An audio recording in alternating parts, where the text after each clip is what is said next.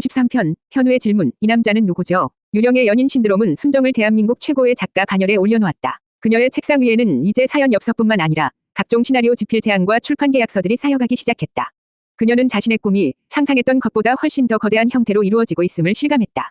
하지만 그녀의 성공이 빛날수록 현우의 마음속 그림자는 더욱 짙어졌다. 그는 진심으로 그녀의 성공을 기뻐했지만 동시에 참을 수 없는 소외감을 느꼈다. 순정이 만들어낸 가장 위대한 이야기의 중심에 자신이 모르는 다른 남자가 있다는 사실. 그것이 비록 꿈속의 허상일지라도 현우는 그 존재에게 지독한 질투를 느꼈다. 그날 밤도 방송이 끝난 후 두 사람은 스튜디오에 남아 있었다. 순정은 다음 방송에 소개할 청취자의 사연을 읽고 있었고 현우는 그런 그녀의 옆모습을 물끄러미 바라보고 있었다. 그녀의 얼굴에는 글을 쓸 때면 늘 그랬듯 세상과 단절된 듯한 깊고 아련한 슬픔이 서려 있었다. 작가님. 현우가 조용히 그녀를 불렀다. 작가님의 그 드라마 그냥 지어낸 이야기가 아니죠. 순정은 사연 엽서에서 눈을 떼고 그를 바라보았다. 그 꿈속의 남자, 유령의 연인, 그 사람, 실은 작가님 과거에 실제로 존재했던 사람인 거죠. 그의 질문은 단순한 호기심이 아니었다. 그것은 함께 수많은 밤을 지새운 동료이자 어쩌면 그 이상의 감정을 품게 된 한 남자의 불안하고도 절박한 질문이었다. 그는 순정의 영혼 가장 깊은 곳에 자리한 비밀의 문을 조심스럽게 두드리고 있었다. 순정은 당황했다. 그녀에게 꿈속의 남자는 실존 인물이 아니었다. 그는 이름도 얼굴도 없는 그저 가슴 시린 그리움의 감정 그 자체였다. 그녀는 어떻게 설명해야 할지 몰랐다. 아니에요. 그냥 정말 꿈에서 본 것 같은 느낌일 뿐이에요. 실존하는 사람이 아니에요. 느낌이라고요. 현우의 목소리에 날카로움이 스쳤다. 작가님의 인생 최고의 역작이 그 영혼의 모든 것을 쏟아부은 이야기가 고작 느낌 하나 때문에 만들어졌다는 말이에요. 지난 몇 년간 작가님 곁을 지킨 건 난데 작가님의 진짜 이야기는 내가 모르는 어떤 느낌 위차지였다는 겁니까? 그의 말은 의도치 않게 날아와 순정의 가슴에 박혔다. 서운함과 질투가 뒤섞인 어린아이 같은 투정. 순정은 그의 마음을 알 수 없었다. 그녀는 자신을 향한 그의 감정이 단순한 동료애를 넘어섰다는 것을 짐작하지 못했다. 현우는 자신의 실수를 깨닫고 황급히 말을 돌렸다. 하지만 이미 엎질러진 물이었다. 두 사람 사이에는 처음으로 좁힐 수 없는 깊은 강이 흐르기 시작했다. 현우는 마침내 자신의 가장 간절한 질문을 던졌다. 말해줘요. 당신을 매일 밤 울게 만드는 그 남자. 대체 누구죠? 그 질문에 순정은 아무 대답도 하지 못했다. 그녀 또한 알지 못했으므로. 44편 변해버린 세상, 지켜야 할 초심. 현우와의 어색한 다툼 이후 순정은 혼란스러웠다. 하지만 그녀가 개인적인 감정에 잠겨있을 틈도 없이 달이 빛나는 밤에를 둘러싼 세상은 빠르게 변해가고 있었다. 유령의 연인의 성공은 그들에게 영광과 함께 이전과는 비교할 수 없는 무거운 압박을 안겨주었다. 방송국 상부는 이제 달밤을 단순한 라디오 프로그램이 아닌 황금알을 낳는 거대한 상품으로 보기 시작했다. 광고 단가는 천정부지로 치솟았고 PPL과 협찬 제안이 쇄도했다. 어느 날 새로운 담당 PD가 부임해왔다. 기존의 PD는 달밤을 성공시킨 공로를 인정받아 다른 부서로 영전해 간 후였다. 새로 온 PD는 방송국의 논리를 그대로 대변하는 사람이었다. 자, 홍 작가, 이현우 씨. 이제 우리 프로그램도 좀 안정적으로 갈 때가 됐습니다. 그는 회의 시간에 새로운 개편안을 발표했다. 청취자들의 즉흥적인 전화 연결 코너를 폐지하고 사연은 사전에 작가들이 각색하여 재미있게 만들며 DJ의 애드립은 철저히 금지한다는 것이었다. 청취율도 중요하지만 이제 우리는 품격을 생각해야 합니다. 언제 터질지 모르는 시한폭탄 같은 방송은 이제 그만합시다. 그의 말에 순정과 현우는 자신들의 심장이 멈추는 것 같았다. 그들이 지난 몇 년간 목숨을 걸고 지켜왔던 달밤 위 영혼을 저 남자가 단 몇 마디 말로 부정하고 있었다. 그들이 지키려 했던 초심, 길 잃은 사람들의 목소리를 꾸밈없이 진심으로 들어주었던 바로 그 마음.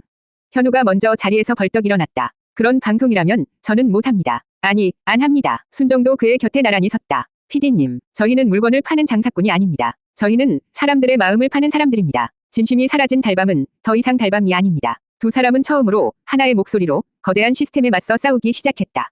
그들의 개인적인 갈등과 서운함은 달밤 위 초심을 지켜야 한다는 더 큰 대의 앞에서 사소한 것이 되어버렸다.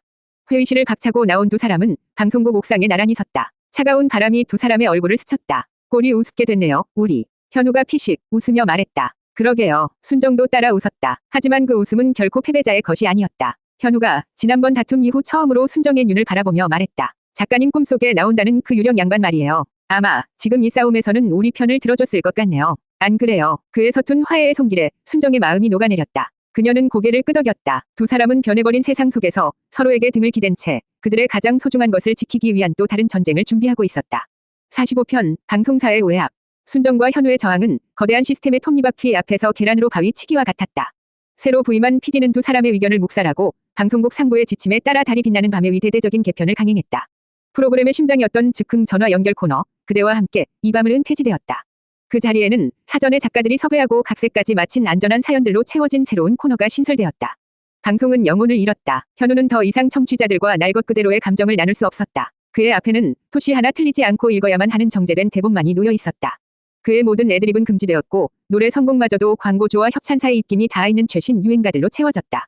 그는 마이크 앞에 앉아있는 값비싼 인형이 된 기분이었다. 다음 사연입니다. 여자친구와 사소한 다툼으로 고민이라는 22살 애청자의 사연이군요. 힘내세요. 두 분의 사랑. 저희 달밤이 응원하겠습니다. 자, 그럼 다음 곡은 상큼한 사랑 노래의 대명사. 인기 아이돌 그룹 하이틴의 신곡 첫사랑 펀치 듣겠습니다. 현우는 영혼 없는 목소리로 대본을 읽으며 속으로 욕설을 삼켰다. 조정실 창문 너머로 보이는 순정의 얼굴도 마찬가지였다. 그녀는 더 이상 글을 쓰는 작가가 아니었다. 그녀는 그저 방송심의 규정과 광고주의 비위를 맞추기 위해 세상에서 가장 안전하고 재미없는 문장들을 조립하는 기술자에 불과했다. 그녀의 글에서 진심이 사라지자 그녀의 영혼도 함께 메말라가는 것 같았다. 달밤팀의 분위기는 차갑게 식어버렸다. 그들의 도박을 지지해주었던 이전 PD는 영전한 자리에서 내부 정치의 벽에 부딪혀 아무런 힘도 되어주지 못했다. 모든 외압의 근원지는 더 높은 광고 수익과 안정적인 시청률만을 원하는 방송국 국장이었다. 어느 날 국장은 현우와 새 PD를 자신의 사무실로 호출했다. 이현우 씨, 요즘 방송 태도가 아주 불성실하다는 보고가 많더군. 대본을 읽는 둥 마는 둥 하고 표정도 아주 불만스러워. 당신이 이 자리까지 어떻게 올라왔는지 잊었나? 방송국이 마음만 먹으면 당신 같은 가수 하나 끌어내리는 건 일도 아니야. 국장의 목소리는 얼음장처럼 차가웠다. 주제 파악하고 시키는 대로만 해. 당신은 그냥 우리가 만들어준 밤의 교주 역할 놀이나 충실히 하면 되는 거야. 알았나? 모욕적인 말이었다. 하지만 현우는 아무런 대답도 할 수 없었다. 그는 거대한 시스템 앞에서 한낱 부속품에 불과하다는 것을 깨달았다. 사무실을 나오는 그의 어깨는 그 어느 때보다도 무겁게 축 처져 있었다. 그들이 목숨처럼 지키려 했던 초심은 상업주의라는 거대한 파도 앞에서 힘없이 부서져 내리고 있었다. 46편 상업주의와의 싸움. 순정과 현우가 침묵하는 동안 그들의 프로그램을 지키기 위해 먼저 목소리를 낸 것은 바로 청취자들이었다. 개편이 시작된 지 일주일 만에 달밤 위 게시판은 청취자들의 항의와 원성으로 도배되기 시작했다. 이건 우리가 알던 달밤이 아니에요. 우리의 목소리를 돌려주세요. DJ님 목소리가 죽어있어요. 예전처럼 웃고 울고 화내던 진짜 현우 씨를 돌려주세요. 광고만 나오고 아이돌 노래만 나오는 게 무슨 심야 방송입니까? 이건 그냥 소음이에요. 그들의 목소리는 날카로웠고 정확했다. 그들은 달밤 위 영혼이 무엇이었는지를 프로그램을 만드는 사람들보다 더 잘 알고 있었다. 그리고 청취율은 그들의 분노를 증명하듯 수직으로 추락하기 시작했다. 안전하고 품격 있는 방송은 결국 세상에서 가장 지루하고 재미없는 방송이었던 것이다. 그날 밤 방송을 앞두고 순정과 현우는 작가실에 남아 청취자들이 보낸 수백 통의 항의 글들을 함께 읽고 있었다.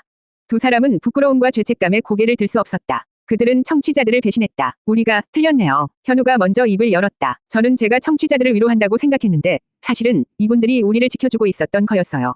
순정도 고개를 끄덕였다. 그녀의 눈에 다시 뜨거운 무언가가 차오르고 있었다. 이제라도 바로잡아야 해요. 이대로 달밤을 죽게 내버려 둘 수는 없어요. 두 사람은 서로의 눈을 바라보았다. 더 이상 망설일 필요가 없었다. 그것은 거대한 방송국을 상대로 한 무모하고도 위험한 선전포고였다. 그날 밤 방송은 여느 때처럼 지루한 대본과 상업적인 노래들로 시작되었다. 새 PD는 조정실에서 만족스러운 미소를 지으며 순조로운 방송을 지켜보고 있었다. 방송이 중반을 넘어설 무렵 현우는 갑자기 읽고 있던 대본을 옆으로 치웠다. 그리고는 마이크를 향해 조용히 하지만 단호한 목소리로 말했다. 오늘 한 청취자께서 보내주신 편지를 읽어드릴까 합니다. DJ님, 작가님, 당신들은 우리가 잠 못 드는 밤을 지켜주는 유일한 등대였습니다. 그런데 요즘 그 등대가 길을 잃은 것 같습니다. 부디 당신들의 진짜 목소리를 다시 들려주십시오. 우리는 여전히 여기서 당신들을 기다리고 있습니다. 그는 숨을 한번 고르고 카메라 너머의 대한민국을 향해 선언했다. 죄송합니다. 저희가 길을 잃었습니다. 이 방송은 여러분의 것이어야만 했습니다. 광고주나 방송국 높은 분들의 것이 아니라 만약 여러분이 저희의 진짜 목소리를 다시 듣고 싶으시다면 지금 방송국에 전화해 주십시오. 당신들의 밤을 다시 돌려달라고 외쳐주십시오. 그의 말이 끝나자마자 조정실의 순정은 예정된 광고 음악 대신 현우가 무명 시절에 불렀던 저항과 분노로 가득 찬 그의 첫 번째 노래를 틀었다. 새 PD의 얼굴이 하얗게 질렸다. 이것은 명백한 방송 사고이자 항명이었다. 그가 소리를 지르며 방송을 중단시키려던 바로 그 순간 조정실의 전화기들이 마치 약속이라도 한 듯 일제히 미친 듯이 울리기 시작했다. 방송국의 모든 회선이 순식간에 마비되어 버렸다. 47편 10년의 무게. 그날 밤의 반란은 달이 빛나는 밤의 위 역사에 그리고 대한민국 방송사의 하나의 분수령으로 기록되었다. 청취자들의 폭발적인 지지는 거대 방송국의 시스템마저 무릎 꿇게 만들었다. 상업주의의 논리는 진심이라는 보이지 않는 힘 앞에서 속절없이 무너져 내렸다. 국장은 결국 두 손을 들었고 새 PD는 다른 프로그램으로 전출되었으며 달밤은 다시 예전의 모습으로 아니 그보다 더 단단하고 자유로운 영혼으로 돌아왔다. 그리고 시간은 흘렀다. 두 사람의 전쟁 같았던 첫 만남으로부터 10년에 가까운 세월이 지났다. 1985년에 풋내기 작가와 오만한 신인 가수는 이제 1990년대 중반을 살아가는 대한민국 최고의 작가와 가장 존경받는 뮤지션이 되어 있었다. 달이 빛나는 밤에는 더 이상 단순한 라디오 프로그램이 아니었다. 그것은 하나의 제국이었고 종교였다. 그들이 만들어낸 수많은 전설적인 방송들은 사람들의 입에 오르내렸고 그들의 목소리에 위로받았던 아이들은 이제 어른이 되어 또다시 그들의 방송을 듣고 있었다. 하지만 10년의 무게는 결코 가볍지 않았다. 현우의 얼굴에는 이제 더 이상 반항기 어린 소년의 모습이 남아있지 않았다. 그는 수많은 사람들의 아픔을 자신의 영혼에 새겨넣은 늙은 현자처럼 깊고 그늘진 눈을 갖게 되었다. 그는 여전히 최고의 음악을 만들었지만 그의 노래에는 이제 세상을 향한 분노 대신 삶의 피로와 인간에 대한 깊은 연민이 담겨 있었다. 순정 역시 변했다. 24살의 나이로 이 세계에 던져졌던 그녀는 이제 30 중반의 베테랑 작가가 되어 있었다.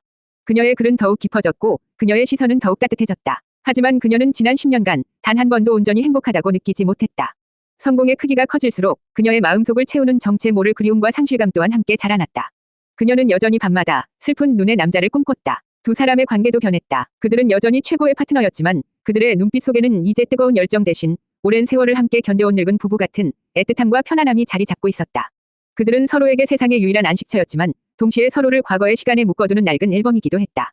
그들은 지난 10년간 단 하루도 쉬지 않고 이 밤의 등대를 지켜왔다. 수많은 사람들이 그 불빛에 기대어 길을 찾았지만 정작 두 사람 자신은 등대 안에 갇혀 자신들의 길이 어디로 향하는지는 알지 못한 채 서서히 지쳐가고 있었다. 10년이라는 시간의 무게가 그들의 어깨를 무겁게 짓누르고 있었다. 전설의 끝이 아주 조금씩 다가오고 있었다. 48편 현우의 고백 떠나야 할 시간. 그날은 현우와 순정이 달이 빛나는 밤의 애를 함께한 지 정확히 10년이 되는 기념 방송일이었다.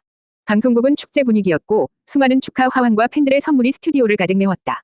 하지만 정작 두 주인공의 얼굴에는 기쁨보다 아련한 슬픔이 서려 있었다. 방송은 차분하게 진행되었다. 두 사람은 지난 10년의 세월을 돌아보며 잊을 수 없었던 사연들과 고마웠던 청취자들의 이름을 하나하나 불렀다.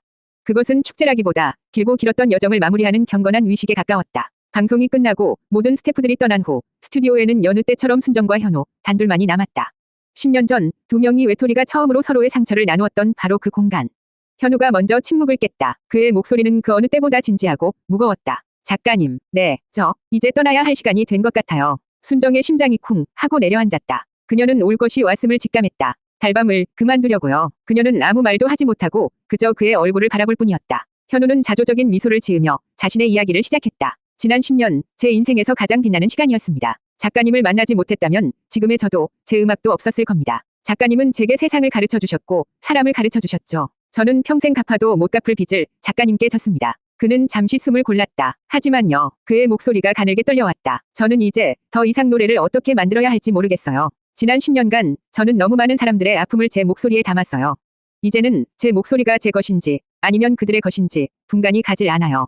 저는 제 자신을 잃어버렸습니다. 그는 고개를 숙였다. 다시 돌아가고 싶어요. 아무도 저를 몰라주던 그 골방으로 바보같이 소리나 지르며 제멋대로 노래를 만들던 그 시절로 다시 이 현우라는 사람을 처음부터 찾아야 할 것 같아요. 그러려면 이 마이크를 이 달밤지기라는 이름을 내려놓아야만 해요. 그의 고백은 변명이나 투정이 아니었다. 한 명의 예술가가 자신의 영혼을 지키기 위해 내리는 가장 고통스럽고도 절실한 결단이었다. 순정은 그의 마음을 이해할 수 있었다. 그녀 역시 20년의 시간 속에서 자기 자신을 잃어버렸다고 느끼고 있었기 때문이다. 그녀는 그를 붙잡을 수 없었다. 아니, 붙잡아서는 안 되었다. 그를 진정으로 위한다면 이제는 그를 놓아주어야만 했다. 그녀는 눈물을 삼키며 아주 어렵게 첫 마디를 꺼냈다. 언제 떠날 건데요? 그녀의 질문에 현우는 대답 대신 슬픈 눈으로 그녀를 바라볼 뿐이었다.